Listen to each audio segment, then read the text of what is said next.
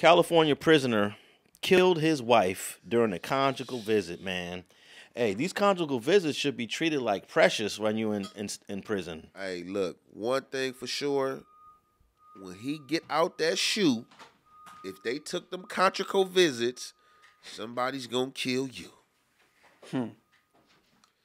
Now at 8, a family demanding answers tonight after a visitor was found dead inside a California state prison. KCAL News assignment editor Mike Rogers back at the desk now. Mike, you spoke with the family. Lots of questions tonight about how this could happen. Yeah, absolutely. A lot of questions, to say the least, in this situation. And just before the show, I had a chance to speak with the family of this woman. Her name is Stephanie. She went up to Mule Creek State Prison. That's up in Amador County. She went there to have a series of nights with her husband in a family visiting unit of the prison. I want to show you some pictures of Stephanie while I tell you exactly what happened here, because according to the Amador County Sheriff's Department and CDCR, at some point in the middle of the night, the person that she was in there to visit, by the way, convicted of 4 murders here in Los Angeles County in the 1990s, called into the prison staff to say she wasn't breathing. It wasn't for another 2 weeks after her death that her family was notified that something seemed suspicious about the case. And it wasn't until last Friday that they were finally notified that this, in fact, was a homicide. That's just how I feel. I don't know if it's going to happen or not, but they just had the conjugal visits taken away from the lifers. The only people who can get them was the people, you know what I'm saying, that had like a few years, didn't have a life sentence and was married and going home. They just broke the mold. For that, I think that had just happened for them about 2013, 14. The lifers got them back, and now they definitely about to take them back. The only people that are not allowed to have conjugal visits based on the year you're talking about and are people on death row and people that have sex crimes. So everyone else is eligible. Yeah, but I'm saying the lifers couldn't, period. At first it was, but now it came back for them. But I'm thinking that this situation with him, they might take them things back. Tonight, the family is remembering her, and they're frustrated about what was allowed to happen in that prison. She would do toy drives during the holiday to give back to the community. She was just a very giving person. It's very frustrating, especially because they haven't charged anything yet. They just know that it's a homicide, but nobody's been charged or prosecuted or anything. So it's a very frustrating role because we know it was just him and her in the room, nobody else, no supervision, no phones. They take her phone, they take all her belongings. So what hope does she have? I will never know, but I would love to know what sent them on. All right, let me read this article. 62-year-old grandmother was killed while having an overnight conjugal visit with her convicted murderer husband at a California prison. David Brinson, 54, was found guilty of killing 4 men in 1993 and was sentenced to life without parole. In November, Brinson had an unsupervised visit with Stephanie Dowells, Dowells, 62, at Mule Creek State Prison. Which is a PC prison. That's all PC yard. All the yards there are PC. Yeah, they didn't like that. That was PC. I was impressed. And when I was in YA, we used to be looking over there at it like, man, that's the PC. It's prison. one of the first PC prisons. One of the first. I'm not sure if Mule Creek has the Chuckawalla. I don't know if Chuckawalla was before Mule Creek, but yeah, all PC yard.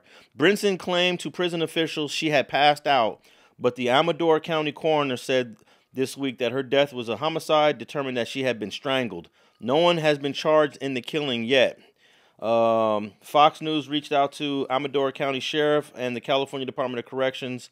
How could they just let this happen? It just don't get it. Dowell's son, Armand Torres, said, "My mom was just left alone and she called for help, I'm sure. There's nothing she can do. Given the history that this guy has, we kind of wanted to know, how is this even possible for them to be unsupervised?"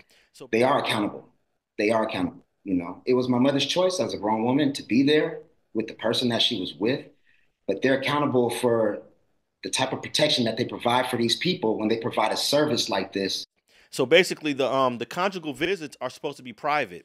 They only come check on you every few hours, like but on some count time type shit. Yeah, but you're supposed to have privacy in a conjugal visit. So the family wants to blame the prison for letting them be alone for so long unsupervised, but I don't think they have a case. That's understandable, being that because your mama is grown and she was married to this dude. And how long was she married to this dude before this killing even happened? Now I understand he emotional because that's his mama.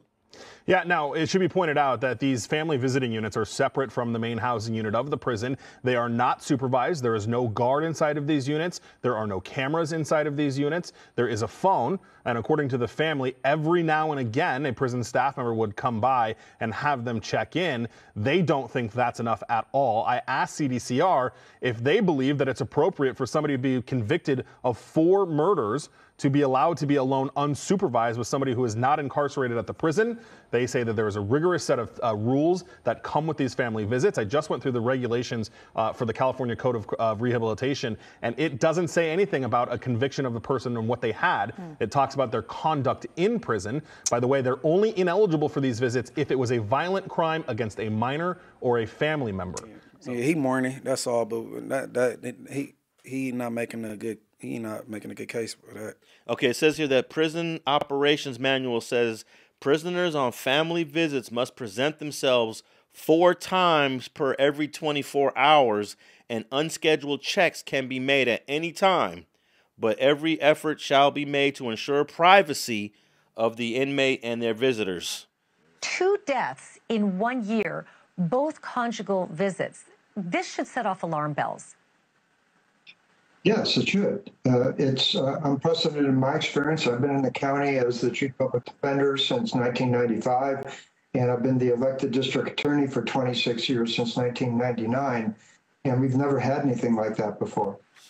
So it's kind of like we got to give them privacy, but we can check anytime we want.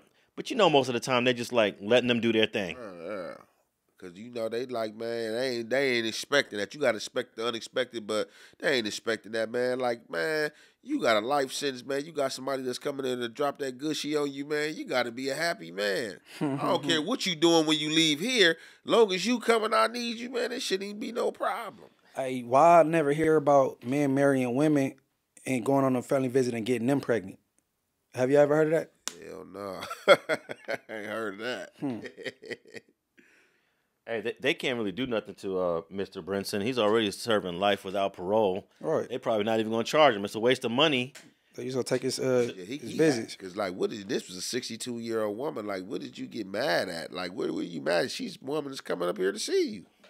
It would stand to reason that you would have a say. I know you don't, but you should, because you're having to clean up the mess of what happened during these conjugal visits. Do you think that these conjugal visits will be a thing of the past because of this? And might you actually put in your 2 cents about this? My 2 cents is that given certainly 2 of them, much less 1, alleged homicides that have occurred during conjugal visits, that there should be a suspension of the family visitations pending a review, a thorough review of the whole process. They should be taking a look at the inmate eligibility criteria. They should be evaluating the safety protocol and procedures that they put in place to see if they're adequate. They should even take a look, I think, at technology that maybe could be employed that would better ensure the safety of the visitors who are engaging in these visitations, and also protect their privacy. Everybody ain't player like you, bro. Hey, bro, he got a life. He disgruntled. And shit, he probably looked on Facebook on his little phone and see anything, man. But she's still keeping it solid, still coming to see you and give you that thing. You tripping? I agree with you. I wouldn't give a fuck what you doing out there. That's crazy. Just don't forget about me, please. You feel? Oh, we good. Just, every 90 days come for this little fanny visit. Man. Get them little booyahs. Go about your business. I don't care if you got a boyfriend out there. Tell them I said hi. Well, I don't think they'll take the conjugal visits away, but I do think they're going to do heightened checkups on the lifers that are doing conjugal visits, because lifers got nothing to lose. I know it's a statewide policy. It's not just Mule Creek State Prison.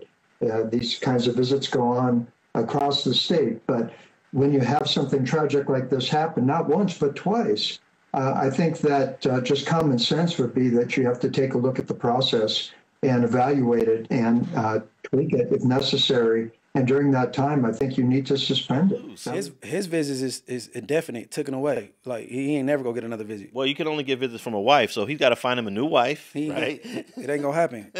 That privilege is stripped. Yeah. And I don't know how, I mean, You know that alarm go off a lot on that PC yard. It goes up over there also, but I don't know how they gonna handle him. You know what I'm saying? Well, his conjugal visits will be up until he gets another wife. I do believe he can get another wife though, because there's a lot of women out here that like messing with inmates. He's not getting another conjugal. People out here for sure. Hey, they want to. You know that the serial killers be having a whole bunch of fan base from chicks. Definitely. What's the name? Just the Manson dude. They said he had his own mailbag. You know what I'm saying? Had all type of people. Had a whole fan club writing him and sending him money and sending him marriage proposals and all type of stuff. I'd be getting married and divorced every other year if I was him. But I heard the same thing you heard. Yeah, for sure. Yeah, I know people was on the yard with him, like at Corker. Like, man had his own mailbag. Man had a whole fan club, all type of bras trying to marry him. They get his book stacked just from bras and people sending him money. You know what I'm saying? It'd be like people definitely watching them documentaries and just into that type of stuff for sure. And what do you think about them allowing lifers to have conjugal visits when they weren't allowed to have them before? I think that was good that they allowed them to have it. Yeah. You know, a lot of them lifers they reformed in there. They taking classes and anger management classes trying to make it back. So they you know what I'm saying? Hell no. I love that they gave lifers the conjugals, but people like that can't mess it up for everybody, man. Yeah. Like, you could at least beat her ass and not strangle her.